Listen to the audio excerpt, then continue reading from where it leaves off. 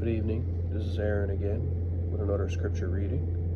We're in John chapter 2. This is the wedding in Cana. On the third day, there was a wedding in Cana of Galilee, and the mother of Jesus was there. Jesus and his disciples had also been invited to the wedding. When the wine gave out, the mother of Jesus said to him, "They have no wine." And Jesus said to her, "Woman, what concern is that to you and to me? My hour has not yet come." His mother said to the servants, "Do whatever he tells you." Now standing there were 6 stone water jars for the Jewish rites of purification, each holding 20 or 30 gallons. Jesus said to them, "Fill the jars with water." And they filled them up to the brim. And he said to them, "Now draw some out and take it to the chief steward." So they took it.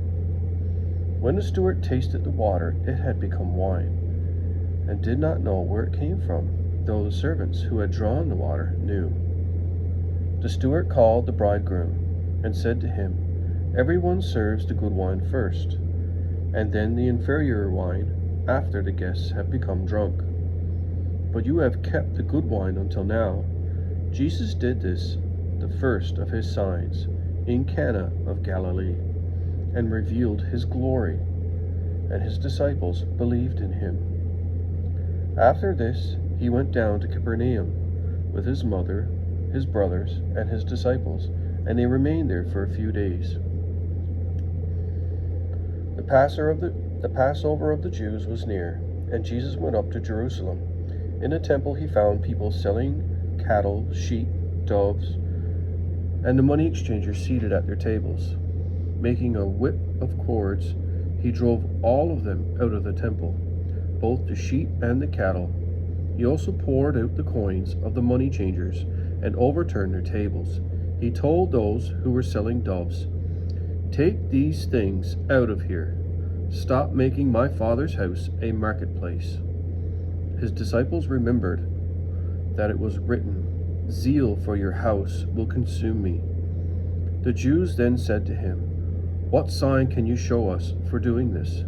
Jesus answered them, "Destroy this temple, and in 3 days I will raise it up." The Jews then said, "This temple has been under construction for 46 years, and you will raise it up in 3 days?" But he was speaking of the temple of his body, after he was raised from the dead. His disciples remembered that he had said this, and they believed the scripture and the word that Jesus had spoken. When he was in Jerusalem during the Passover festival, many believed in his name because they saw the signs that he was doing. But Jesus, on his part, would not entrust himself to them, because he knew all people and needed no one to testify about anyone, for he himself knew what was in everyone. Have a blessed night.